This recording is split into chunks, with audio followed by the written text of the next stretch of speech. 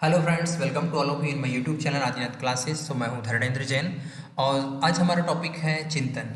चिंतन क्या है? तो बेसिकली बात करें चिंतन, जब हम किसी भी वस्तु को देखते हैं तो उसको देख कर के उसके बारे में जो भी थिंकिंग हमारे मन में आती है, जो विचार हमारे मन में आता है, ये थिंकिंग, इसको हम थिंकिंग कहते हैं। किसी वस्तु को देख कर के हम क्या सोच रहे हैं, हमारे मन में क्या विचार आ रहे हैं, ये थिंकिंग है। चिंतन का अर्थ क्या है? चिंतन एक मानसिक प्रक्रिया है, मेंटल प्रोसेस है, जो किसी समस्या के कारण प्रारंभ होती है और उसके अंत तक चलती है। समस्या चिंतन में क्या होगा? एक समस्या होगी, उस समस्या का सॉल्यूशन चाहिए। हमारे सामने कोई प्रॉब्लम है, उस प्रॉब्लम को सॉल्व करने के लिए मन में तरह तरह के विचार आ रहे हैं, ये चिंतन है।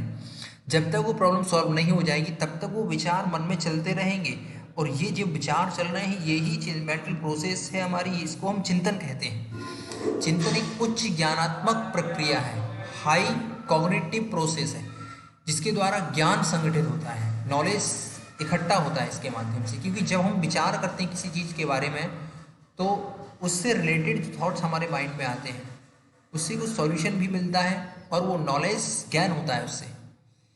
वैलेंटाइन चिंतन के बारे में कहते हैं कि मनोवैज्ञानिक दृष्टिकोण से चिंतन शब्द का प्रयोग उस प्रक्रिया के लिए किया जाता है जिसमें श्रृंखलाबद्ध विचार किसी लक्ष्य या उद्देश्य की ओर अविराम गति से प्रवाहित होते हैं। चिंतन मतलब एक वो वर्ड है, इसको हम वहाँ प्रयोग करते हैं जहाँ पर विचारों की एक श्रृंखला है, श्रृंखलाबद्ध चैन है विचारों की, और वो चैन किसी लक्ष्य या उद्देश्य की ओर अविराम गति से प्रवाहित होती है। मतलब वो चैन चलती रहती कब तक? जब तक वो लक्ष्य हमें प्राप्त नहीं हो जाए। कंटिन्यूटी, चिंतन में विचारों में कंटिन्यूटी रहती है और वो एक से दूसरा थॉट लिंक होता है, लिंक रहता है। कब तक चलेगा? जब तक उस प्रॉब्लम का सॉल्यूशन नहीं मिल जाता है। तो ये वैलेंटाइन कह रहे हैं कि चिंतन क्या है? चिंतन एक ऐसी प्रोसेस है जहाँ पर श्रृंखलाबद्ध विचार किसी लक्ष्य उद्देश्य की ओर अविराम गति से प्रवाहित होते हैं। मतलब इन्होंने विचारों की एक श्रृंखला को चिंतन कहा है। गैरेट कहते हैं चिंतन एक प्रकार का अव्यक्त एवं रहस्यपूर्ण व्यवहार है। गैरेट ने इसको अव्यक्त बताया है, इसको हम व्यक्त नहीं कर सकते। मतलब ये है कि चिंतन की जो प्रक्रिया है, चिंतन जो है वो व्यक्त रूप में नहीं होता, वो अव्यक्त होता है। उसको थॉट्स उसमें आते हैं, उन थॉट्स को हम प्रेजेंट कर सकते हैं। एक रहस्यपूर्ण व्यवहार है जिसमें सामान्य रूप से प्रतीकों, बिंबों, विचारों, प्रत्यक्षों का प्रयोग होता है। जेम्स ट्रेवर कहते हैं चिंतन को मन की क्रिया कहा है। जेम्स ट्रेवर ने क्या कहा? चिंतन को मन की क्रिया है चिंतन। कॉल सानिक कह रहे हैं संकल्पनाओं का पुनर्गठन ही चिंतन है। जो संकल्पनाएं, विचार बार बार मन में उठ रहे हैं, कल्पना संकल्पना, उनका पुनर्गठन, ये चिंतन कहलाता है। वुडवर्थ ने बेस्ट डेफिनेशन दी। वुडवर्थ कहते हैं चिंतन किसी समस्या का हल खोजने की मानसिक क्रिया है। सिंपल और इजी। चिंतन क्या है? किसी समस्या का हल खोजने की मानसिक प्रक्रिया चिंतन है। So simple. Crow and crow कहते हैं किसी बालक में चिंतन की योग्यता उसके सफल जीवन को मूल आधार है। सफल जीवन का मूल आधार है। किसी बालक में चिंतन की योग्यता क्या है? उसके सफल जीवन का मूल आधार है। ठीक है, चिंतन की योग्यता है अगर उसके अंदर, तो उसका जीवन सफल है। वो किसी भी प्रॉब्लम का सॉल्यूशन अपनी थिंकिंग प्रोसेस के माध्यम से निकाल लेगा और सफल हो जाएगा, तो वो कहीं फंसेगा नहीं। तो सफलता का एक रहस्य है। सफलता, वो व्यक्ति सफलता का मूल आधार है। किसके लिए? चिंतन की योग्यता किसी भी बालक के लिए सफलता का मूल आधार है। ये क्रो एंड क्रो कह रहे हैं। क्रो एंड क्रो ने सफलता का आधार बताया है। जे एस रॉस कहते हैं चिंतन ज्ञानात्मक पक्ष की एक मानसिक क्रिया है। मानसिक ज्ञानात्मक पक्ष की क्रिया बताया उन्होंने। जेपी गिलफर्ड कह रहे हैं चिंतन एक मनोवैज्ञानिक क्रिया है। जैसे जीवन पर आधारित कोई प्रक्रिया होती है, ऐसे ही एक ये मनोवैज्ञानिक प्रक्रिया है। ये जेपी गिलफर्ड कह रहे हैं। तो ये अलग अलग मनोवैज्ञानिक हुए हैं, इन्होंने अपने अपने विचार चिंतन के बारे में व्यक्त किए हैं। तो इनको हमें याद करना है, क्योंकि एग्जाम में क्वेश्चन आ जाता है और यहाँ से डेफिनेशन भी आ जाती है, ये किसने कहा है। वहाँ प्रश्न बन सकता है कि चिंतन किसी समस्या का हल खोजने की मानसिक क्रिया है, ये किसने कहा है, तो आपको वहाँ टिक करना पड़ेगा वुडवर्थ ने कहा है ये। तो यहाँ मेन पॉइंट आप याद कर सकते हैं कि श्रृंखलाबद्ध विचारों, जहाँ पर श्रृंखलाबद्ध विचार आते हैं वो वैलेंटाइन ने कहा है। जहाँ पर चिंतन एक अव्यक्त और रहस्यपूर्ण क्रिया है, वो गैरेट ने ऐसा कहा है। मन की क्रिया चिंतन को कहा है जेम्स ट्रेवर ने। कॉल सैनिक ने कहा है पुनर्गठन, संकल्पनाओं का पुनर्गठन। वुडवर्थ ने समस्या का समाधान बताया है। क्रो एंड क्रो क्या कहते हैं कि चिंतन सफल जीवन का मूल आधार है। और जे एस रॉस कहते हैं कि ज्ञानात्मक पक्ष की क्रिया है ये। जेपी गिलफर्ड बोल रहे हैं कि ये मनोवैज्ञानिक, ये जीवन पर आधारित जैसे कोई प्रक्रिया होती है वैसी चिंतन एक मनोवैज्ञानिक क्रिया है। तो सिंपल है डेफिनेशन। आगे बात करते हैं हम चिंतन की विशेषताएं क्या है। तो चिंतन में होता क्या क्या है, तो चिंतन की विशेषताएं हैं मानसिक प्रक्रिया निहित है, ये मेंटल प्रोसेस है। एक समस्या समाधान के लिए चिंतन होता है, कोई एम होता है चिंतन के लिए, समस्या होती है, उस प्रॉब्लम को सॉल्व करने के लिए थिंकिंग प्रोसेस चलती है। मूर्त से अमूर्त की ओर होता है चिंतन, ये इंपॉर्टेंट चीज है। चिंतन मूर्त से अमूर्त की ओर, मूर्त का मतलब क्या है, वो फिजिकल एग्जिस्टेंस है जिस वस्तु का, उस वस्तु से चिंतन प्रारंभ हुआ है और अमूर्त तक चलेगा।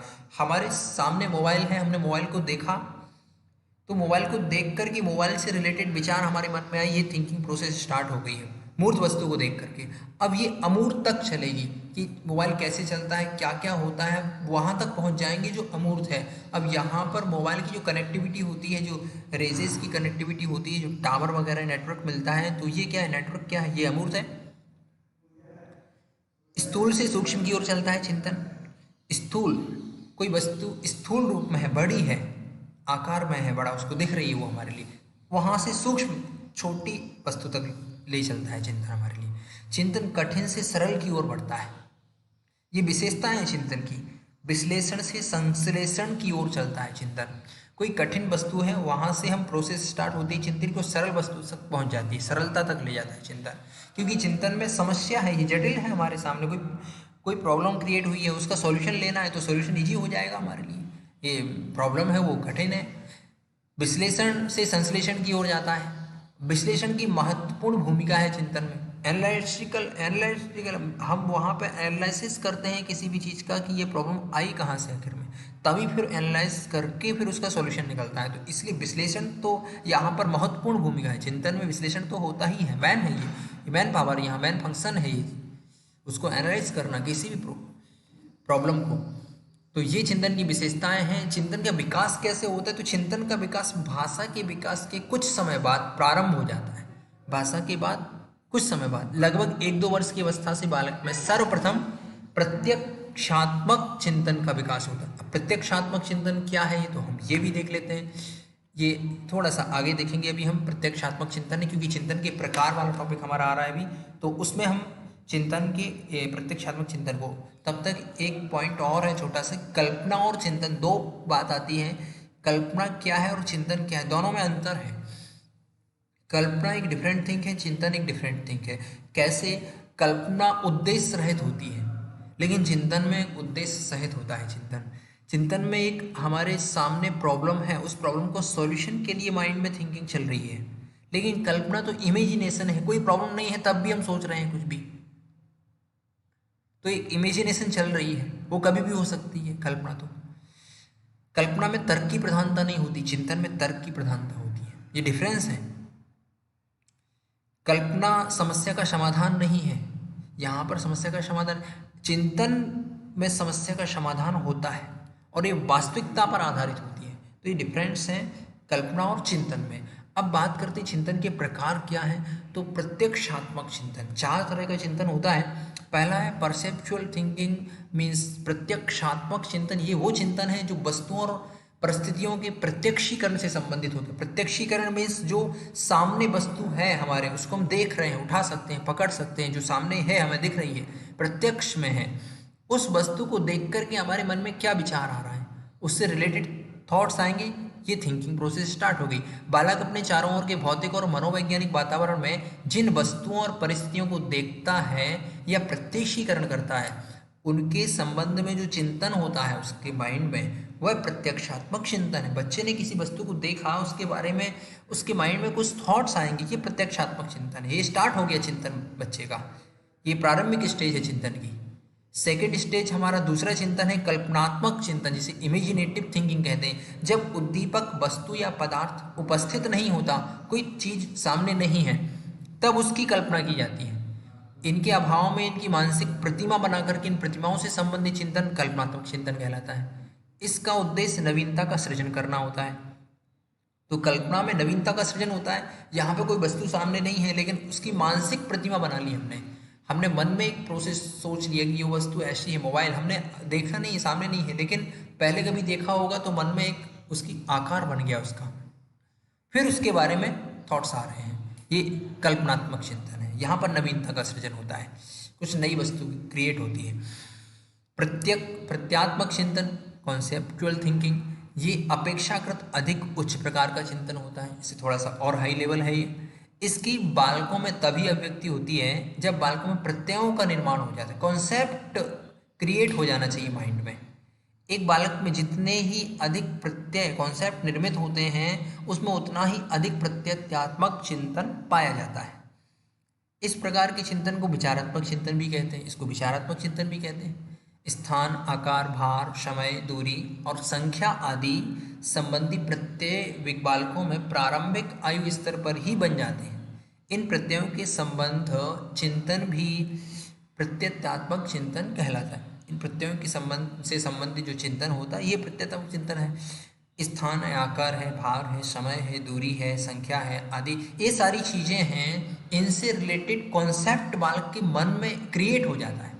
ये प्रारंभिक आयु स्तर पर ही कॉन्सेप्ट बन जाते हैं। किसी चीज़ को हम देखते हैं तो उसके बारे में कॉन्सेप्ट हमारे माइंड में क्लियर हो जाता है। जब अगेन उससे रिलेटेड या सेम चीज़ हमें दिखेगी तो वो पुरानी वाली चीज़ याद आएगी, क्योंकि उसका कॉन्सेप्ट बना हुआ है माइंड में। तो ये प्रत्ययात्मक चिंतन है, कॉन्सेप्ट क्रिएट हो जाता है, उस कॉन्सेप्ट से रिलेटेड थॉट्स मन में आते रहते हैं। फोर्थ, तार्किक चिंतन, लॉजिकल थिंकिंग, ये अपेक्षाकृत सर्वाधिक उच्च प्रकार का चिंतन है। इसका संबंध किसी समस्या के समाधान से होता है तथा तर्क के साथ किया जाता है। ऐसा चिंतन, ये चिंतन तर्क के साथ किया जाता है। यहाँ पर लॉजिक होता है, ये हाई लेवल थिंकिंग होती है।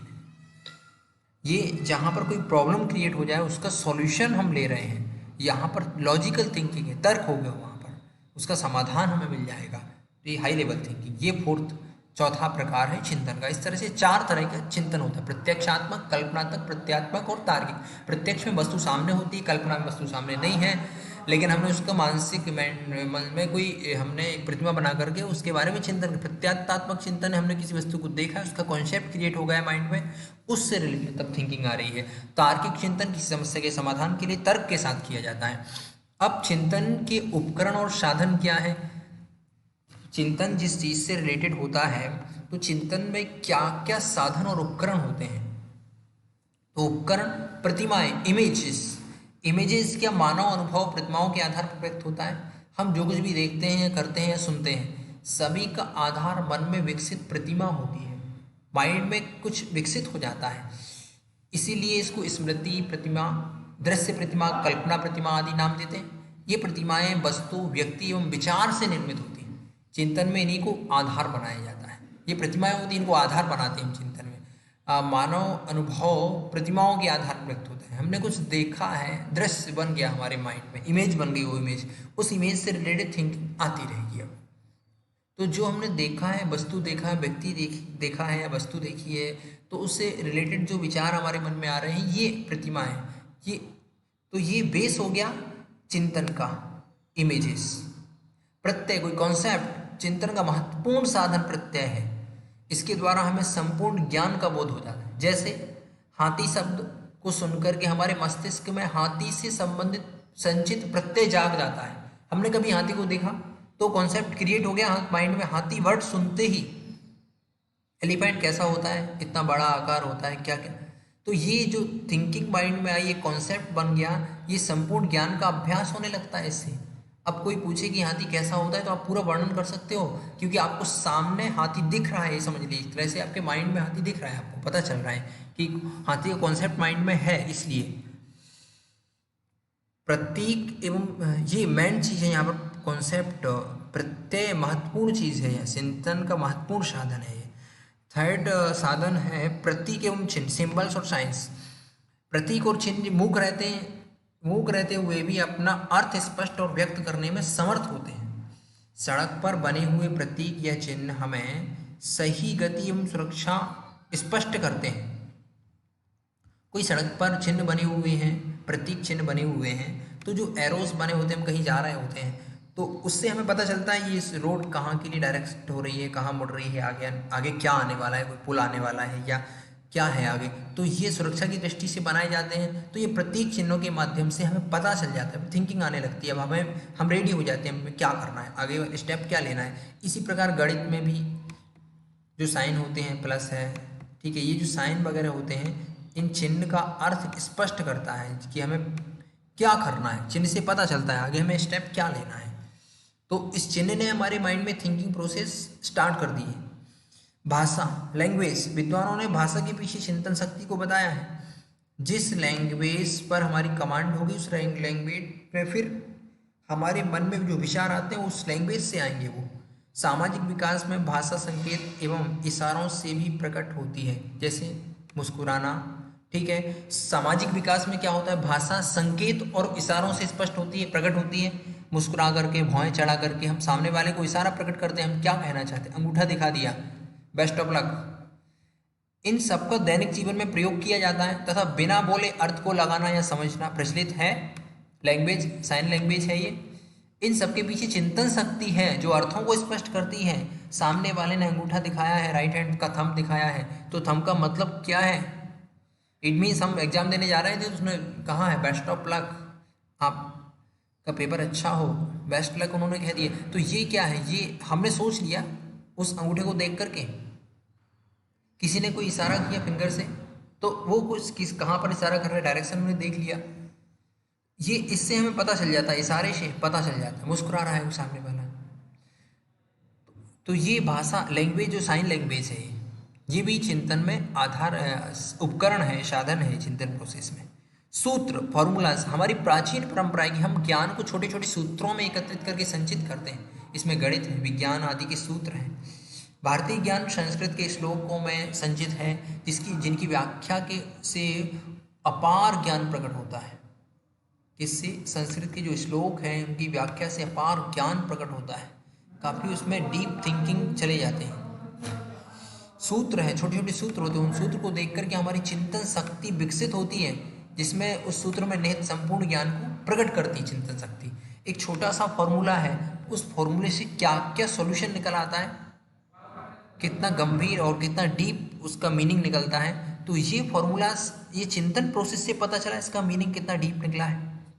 तो ये जो फॉर्मूलाज है ये साधन है, उपकरण है किसका, चिंतन प्रोसेस को बढ़ाने का, चिंतन प्रोसेस का साधन है। तो इस तरह से चिंतन वाला टॉपिक हमारा यहाँ पर कंप्लीट होता है कि हमने इसमें क्या क्या देखा है चिंतन वाले टॉपिक में। तो थैंक यू फ्रेंड्स। एक थॉट यहाँ पर लिखा हुआ है, हारा वही जो लड़ा नहीं। जब तक हम लड़ेंगे नहीं, हारा वही जो लड़ा नहीं, तब तक हम जीत नहीं सकते। तो हमें जीतने के लिए लड़ना पड़ेगा, जंग में उतरना पड़ेगा अपने आप को। अब लड़ाई कौन सी है, फिजिकल नहीं लड़ना है, हमें मेंटल लड़ाई करनी है। हमें एजुकेशन के लिए हमें अचीव करना है, कुछ जीतना है, तो हमें लड़ना पड़ेगा अपने ही विचारों से, अपने आप से लड़ना पड़ेगा, और हम एक दिन सक्सेस को प्राप्त हो जाएंगे, सफल हो जाएंगे। बेस्ट ऑफ लक आप सबके लिए। हमारा चैनल है आदिनाथ क्लासेस, लाइक और सब्सक्राइब करें। और अगर आपको अच्छा लगा है टॉपिक तो आप कमेंट जरूर कीजिएगा एक बार। टेलीग्राम चैनल भी है बीटीसी साइकोलॉजी के नाम से, इसको भी आप सब लोग जो भी बीटीसी वाले हैं और बीएड सी टेट इत्यादि के से रिलेटेड जो भी तैयारी कर रहे हैं, सी टेट या यूपी टेट या एमपी टेट की, उन सब के लिए ये बेस्ट है चैनल। यहाँ पर हम सारी चीज़ें यहाँ पर देंगे, प्रॉपर मटेरियल आपको मिलेगा। Thank you.